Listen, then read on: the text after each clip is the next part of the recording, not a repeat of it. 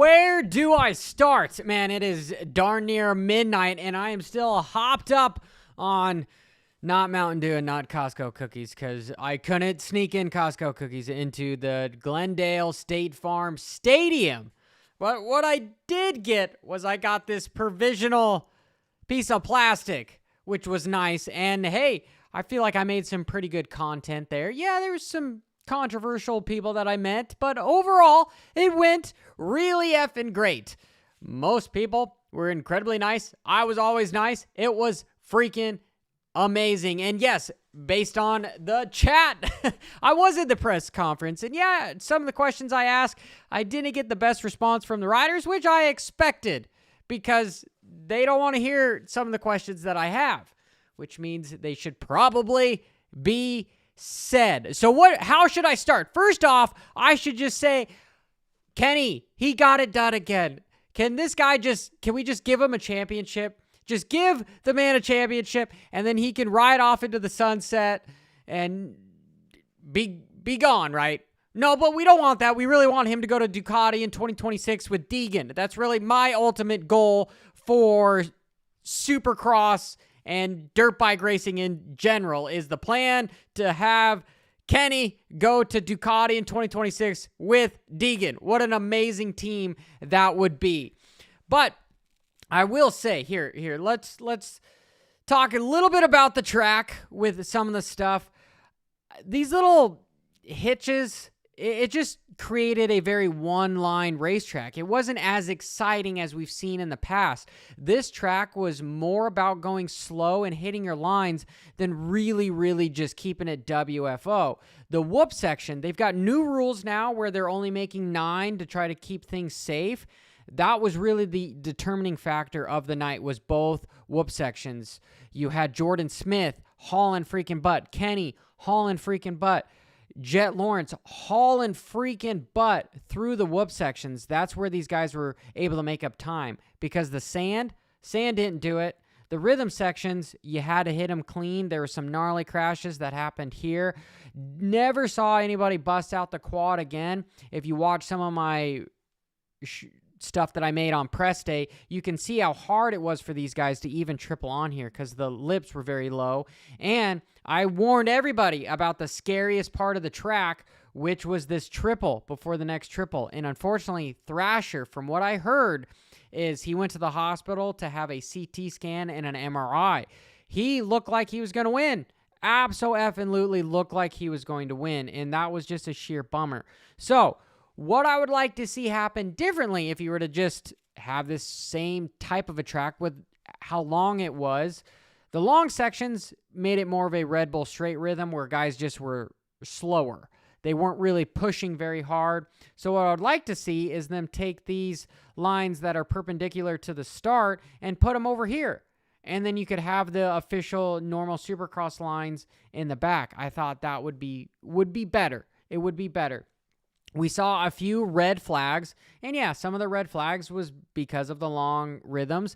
These triples were no joke. Abso-freaking-lutely no joke. And the start, we saw a couple gnarly crashes again, but hey, on my channel, some of the stuff is, I said, hey, the starts were going to come from these gates. They, in fact, came from these gates, along with what I was saying, what was going to be the bad parts of the track. So it was good that I was actually on there, and I do appreciate everybody that let me participate. You know, I have to say that I was cordial. They were cordial to me. They gave me enough rope to hang me because maybe they wanted to see me hang myself, but you know what? I did not. I did no such thing because I'm no silly dummy, right? I worked my freaking butt off for stuff, and it was nice to be there. I got some good content. I learned a lot and was able to ask some good questions to some people. I unfortunately could not ask the questions that the viewers wanted me to ask because they only let me ask one question at the press conference. Actually, at the beginning, they weren't letting me answer anyone because they weren't calling on me. I had to raise my head like a kid to ask a question. But, you know, to each his own. You got to have everyone puts their pants on the same way. So I really enjoyed the whole process, and more is to come. I look forward to more to freaking come. And I got people that are staying at my house. They're in the chat room. So Cedar, he's a hard-working motherfucker too. I want you to check out Clutch Media. But here, let's get back on to Kenny and the whole night, because I got lots of stuff. It's midnight. I appreciate you guys chilling with me. Ken Roczen is a winner on the Suzuki in the most, I would say, dramatic and intense Supercross season we've had in a decade. This is no joke. Sexton, he's the points leader, or was the points leader, and he hurt himself. You're going, your heart breaks for stuff like this because he's got the points lead. He's got a championship battle with his teammate, which we never saw. Yeah, we knew AP was fast, but we didn't see him being arguably the A guy on a factory KTM. They hired Sexton to be the A guy. They kept AP to be the fill-in guy, to be the guy that's just there that they can show sponsors. So, whoo. And I heard quite a bit of things when it came to some of the lights and etc., where some teams were pushing back. I won't say which teams, but because of the green lights for the leaders, the other teams didn't like it because they made it look like a Kawasaki. I thought that was some very interesting information to find out, which I totally makes sense. But it makes a light bulb go off that it's like, okay, these teams have a lot more say into how the promoters and the whole series is run, because they pay a lot of money to participate. And yeah, it's just the politics of racing, which there's always going to be some. And if I'm digressing anything, the freaking 250 class, man, my heart was broken by all the red flags and having the red flags in the LCQ, and these guys had to line back up for the main event just moments later. Hey, an LCQ is a balls out freaking race, and now you're going to line back on. You're no way are going to do the best that you could if you had a little bit of a break. And I understand why the broadcast is doing that is because of ratings, right? They don't want to see it fall off with the 450s. They want to come out swinging with stuff. But guess what?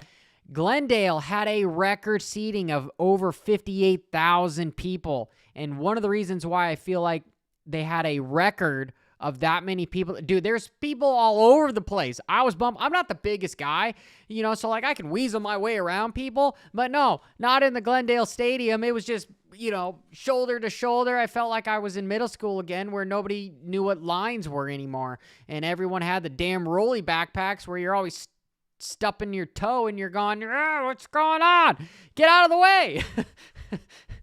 But I'm further digressing. They had 58,000 people. That is a record for Supercross in the Glendale Stadium, which is huge. And I will say it's got a lot to do with the drama that has been going on in the series. You've got freaking 5 winners. You only have a repeat winner of Jett doing it twice, but you have a lot of tension between him and Anderson. Yeah, it's pretty much pushed under the rug now, but it got a lot of people talking, which shows you that, hey, that's what this racing needs, is it needs a little bit more of that drama, and it's the ripple effect. The sport is doing a good job by sharing content because they can only fill a 3-hour segment on a Saturday. What are they going to do the rest of the time during the week? What are they going to do? They don't have spot TV specials, and that's why they have Carmichael's podcast. They've got, Pulp MX. They've got, there's so much other stuff where people can continue to have content. Stuff like my channel. It builds the community, and that's what the series needs and also wants. And that is just plain and simple. It's a ripple effect to grow the fan base. It's awesome to see what Jace is doing on his podcast with having Jason come in right after when everything is hot. Yeah, he's monetizing it. He's making money off of it. But guess what? It proved by this weekend that people are choosing with their pocketbooks to go watch the races because they either want to see somebody like an Anderson win or somebody like a Jett fail.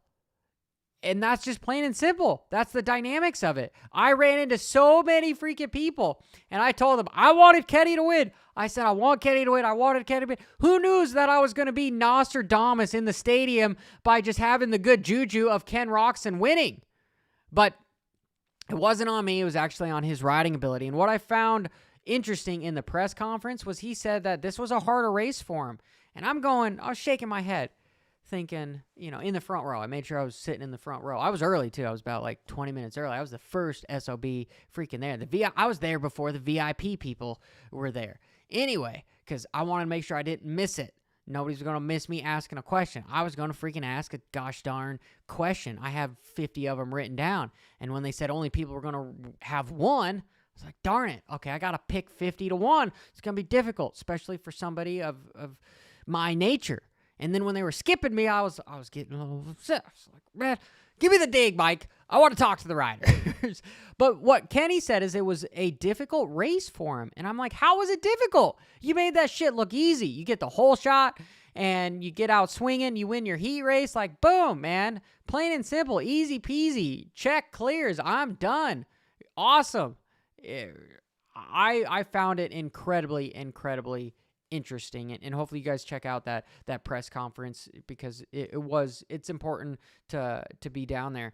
And gosh, Smith, if I'm talking a little bit backwards about the 250 class, RJ, I'm impressed with because the dude, he pushes too hard. He goes out there to win all the time. And maybe it's a little bit of a James Stewart vibe in the 125 class because he crashes out front. It falls apart for him, but that didn't happen. Who did it happen to? It happened to freaking Smith, who's the guy that had the red plate, who's the most consistent, who was probably, I think, almost the fastest guy in the whoops of all night, including the 450s, but it all fell apart from him. And he got back on the bike, and he started racing, but I think it was in his head. He was like, man, I'm out front. I should have been winning. What's going on? And then, boom, he crashes again. And, I mean, what are you going to do? What are you going to do? Luckily, I believe he ended up 4th. I have to look back at the stuff. I mean, it's freaking midnight here. I just drove. Anyway, I'm giving myself excuses. I don't need no freaking excuses. I'm bummed to see that because Smith, he had a prime opportunity. But I am stoked to see RJ finally put it together. I asked him if he was slowing down to go fast, and he gave me a response of, no, I'm keeping it WFO. Okay, cool. It worked out this time. We'll see if it works out continuous times because history has a funny way of repeating it if you don't change it, right? You got to understand it. And so I think he can win the championship. Everyone expects him to win the championship, but he's got to keep it on freaking 2 wheels because if he doesn't, Levi is going to be the consistent mofo there that's going to fill in for both of them and pretty much win the championship for Pro Circuit, which hasn't happened in forever, basically since Star Yamaha's been invented, unfortunately. And in the 450 class, dude, Jett's recovery after basically being somewhat taken out or pushed off the track by Webb, I thought it was all over with. All over with. But for him to come back through the pack and then end up back on the podium just shows you that guy is ready to play. He's ready to play, and he's more mature than what people give him credit for. Because not only can he take a licking on the internet with social media, he can take a licking on the track and overcome some adversity. Tomac, on the other end, dude, the guy is a dark horse because you don't know what's going on. And when I saw him get out a good start again, where this was him getting 3rd. And you can't deny that this was a better finish for him than last weekend because he went from a 3rd place to a 10th. This time he did not. He relatively stayed up front, but he had no fight. He got caught by Jett and just let it by. And to me, that tells you that, hey, if a rider is not willing to fight for their line, they're not comfortable. There's something going on. Whether, yes, it's the nagging injury. Yes, maybe it's arm pump. Maybe it's the shock again. I highly doubt that it's got anything to do with the bike. I think it's got everything to do with the rider. And it's just, he's got to ride through it. Whatever it is, he's got to ride through it. But we know he's confident because he starts out front. He puts himself in a good position. He just can't hold it.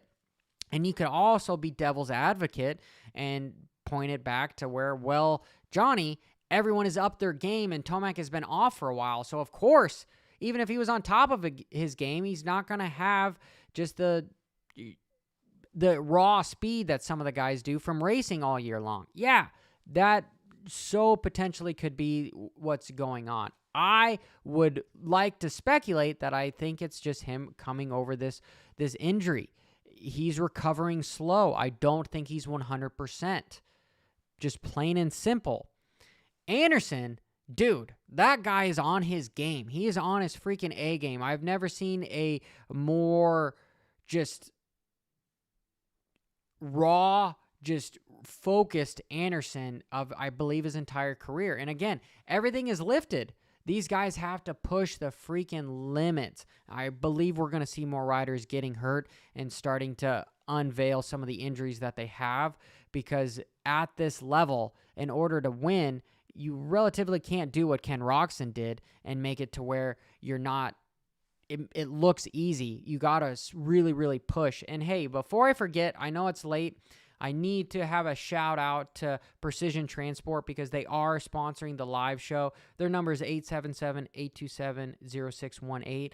They are a freight transport company. They are a broker. They will help you whether you have a dry load or a refrigerator load or whatever you need to transport. These guys will get you a good deal, and they will do it because they are a moto company. They like martial arts. They love moto. They sponsor a lot of guys. Make sure you're looking at them. They have a link in the description below. And relatively in closing, man, it was a good weekend. It was a good recent. Maybe not the best racing for Glendale, but you can't say that it isn't special because Ken Roczen got his first win of 2024 here with a stacked freaking field. A freaking stacked freaking field. And now the West Coast have got 6 weeks off. Now we got to go see if Deegan can do a 180, and we can see if Faulkner can back it up for next weekend. We'll see, because I have also said that I have speculated that Deegan wasn't 100%. He was nursing an injury, and he was just trying to get through Detroit so that he could get on to the end of this, on to round 2, essentially. But this probably, maybe that week gave him enough time to do just that. And I'm starting to stumble over my words because I believe I'm going to freaking fall asleep here, right? Anyway, hope you guys enjoyed all the content, and I love all the feedback. And truthfully, I have to say that everyone that wanted a photo with me, I'm blown away. It means that, hey, as much as I might get a cold shoulder from some people, the fans, I'm saying some, anyway, it doesn't matter. It doesn't matter. I'm there. I'm putting in a good amount of work, and I'm doing it because I enjoy it, and I'm an analyst, and I just freaking love the sport, and I want to make the sport bigger in some way, and I want to be a part of it, right? Kill me for wanting to be a part of the sport that essentially destroyed my life at some point. But no, every single fan that went out of their way to take a photo with me, take an autograph with me, I'm humbled. I'm blown away, right? Because I am not a rider anymore. I am not a professional athlete. I am somebody that just makes silly videos on the internet, right? Anyway, I sincerely freaking appreciate you guys. And if you could like this video, subscribe. I'm getting close to that 50,000 mark. It really shows. Like, I don't want to cry on the live show because I just don't want to. But I sincerely appreciate all you guys. Till next time, keep it WFO. And sleep in tomorrow. Sleep in tomorrow. I know I'm freaking going to sleep in tomorrow.